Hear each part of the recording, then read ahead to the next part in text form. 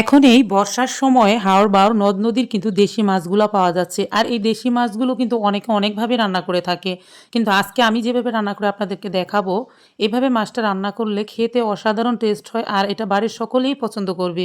একবার এই রেসিপিটা ট্রাই করে খাওয়ার পর কিন্তু ভুলতেই পারবেন না। বারবার এই বর্ষার সিজনে এই রেসিপিটাই তৈরি করে খেতে ইচ্ছে করবে। আর বেশি কথা না বাড়িয়ে চলে যাব মূল রেসিপিটিতে। তার আগে শুরু থেকেই বলে রাখি, এই ভিডিওটি যদি আপনাদের প্রথম অবস্থায় ভালো লেগে থাকে তাহলে ভিডিওটিতে একটি লাইক দিয়ে আর পেজটাকে ফলো করে ভিডিওটি শেয়ার করে রাখবেন। প্রথমে এখানে দেখতে পাচ্ছেন আমি নদীর পাঁচমিশালি মাছটা নিয়েছি। এই মাছটাকে আমি ভালোভাবে ধুয়ে পরিষ্কার করে একদম ক্লিন করে নিয়েছি। এখন আমি এটাকে রান্না করব। রান্না করার জন্য প্রথমে নিয়ে নিলাম একটা কড়াই। আর এই কড়াইয়ের ভিতরে দিয়ে দিলাম ঝুরি করে কেটে রাখা পেঁয়াজ কুচি ১ বাটি। এখন তার উপরে দিয়ে দিব ১ চা চামচ লবণ, ১ চা চামচ হলুদের গুঁড়া, ১ চা চামচ মরিচের গুঁড়া, ১ চা চামচ ধনিয়ার গুঁড়া। এখন আর দিয়ে দিলাম কিছুটা কাঁচা মরিচ। এখন খুব ভালো করে হাত দিয়ে মেখে নেব। মেখে নেওয়ার পর যখন খুব ভালোভাবে মাখা হয়ে যাবে, এরপর আমি এর উপরে দিয়ে দিব সেই কেটে রাখা মাছগুলা। এখন এই মাছগুলাকে খুব ভালো করে মেখে নিতে হবে। বুঝা যাবে মাখার ভিতরে যেন রান্নাটা প্রায় হয়ে গেছে, এরকমই বুঝা যাবে। তো এখন দেখতে পাচ্ছেন একদম মাখো হয়ে গেছে। এরপরে আমি দিয়ে দিচ্ছি এখান দিয়ে সয়াবিন তেল। ২ টেবিল চামচ পরিমাণ সয়াবিন তেল দিয়ে আবারও ভালো করে মেখে নিচ্ছি। মেখে নিয়ে অল্প, অল্প পানি দিয়ে ভালোভাবে সেট করে নিচ্ছি একদম। পরে কোনো নাড়াচাড়া দেব না। আর এখন দেখুন হয়ে গেছে সেট করা। এর ভিতরে কিন্তু আমি কিছুটা পাবদা মাছের ডিম রেখেছিলাম। সেগুলা এক, এক করে বিছিয়ে দিচ্ছি সবগুলাতে, যাতে এটা একসাথে চচ্চড়ি হয়ে যায়। আর এই চচ্চড়িটা খেতে কিন্তু অসাধারণ টেস্ট হয়ে থাকে। এই সময়টাতে প্রতিটা মাছের পেটেই কিন্তু ডিম আছে। তো আমরাও পাবদা মাছ আনছিলাম। সেই ডিমগুলাকে আমি আলাদা করে রেখেছি এই মাছের সাথে চচ্চড়ি করার জন্য।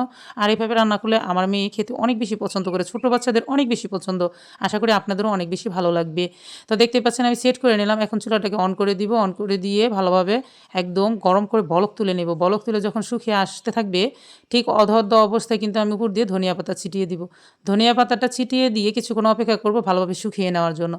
যখন চটচট শব্দ করে ভালোভাবে শুকিয়ে যাবে তখন কিন্তু একদম আমার এই চচ্চড়িটা রেডি হয়ে যাবে। নদীর এই দেশি মাছগুলা যে এভাবে রান্না করলে খেতে কতটাই ভালো লাগে আপনারা একবার ট্রাই করলে বুঝতে পারবেন।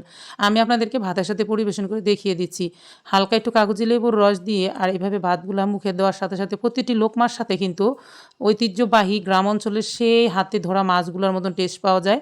আর খেতে এত ভালো লাগে, প্রতিটা লোকমাতে কিন্তু একদম মন প্রাণ তৃপ্তি সহকারে জুড়িয়ে আসে। মনে হয় যেন আমি এইমাত্র টাটকা মাছটা ধরে নিয়ে এসে খাচ্ছি। এখন আপনারা যদি একবার টেস্ট করেন তাহলে বুঝতে পারবেন আসলে কতটা সুস্বাদু আর কতটা মজাদার এই হাওর-বাওরের নদীর অঞ্চলের মাছগুলা। চাষের মাছের থেকে নদীর মাছগুলার কিন্তু টেস্টই আলাদা। তো প্রিয় দর্শক, আজকের এই রেসিপিটি যদি আপনাদের কাছে একটুও ভালো লেগে থাকে অবশ্যই কিন্তু একবার হলেও ট্রাই করবেন। আর এই পর্যন্ত ধৈর্য সহকারে যারা আমার ভিডিওটি দেখে আসছিলেন বা দেখছেন তাদেরকে কিন্তু জানাই অসংখ্য ধন্যবাদ। আর আপনারা চাইলে কিন্তু আমার ভিডিওটি বেশি, বেশি শেয়ার করে দিতে পারেন। আর আমার ইউটিউব চ্যানেলটাকে সাবস্ক্রাইব করে রাখতে পারেন। পেজকে ফলো করে রাখতে পারেন। নতুন, নতুন ভিডিও পাওয়ার জন্য কিন্তু অবশ্যই আপনারা পাশে থাকা বেল বাটনটি অন করে দিবেন। এতে খুব দ্রুতই আপনাদের কাছে আমার নোটিফিকেশনগুলো পৌঁছে যাবে আমি যখনই ভিডিও আপলোড করব। তাহলে প্রিয় দর্শক, আজ এই পর্যন্তই। আরও একদিন চলে আসবো নতুন কোনো রেসিপি নিয়ে ইনশাআল্লাহ। ততক্ষণ পর্যন্ত আল্লাহ তাআলা আপনাদেরকে ভালো রাখুক। আল্লাহ হাফেজ।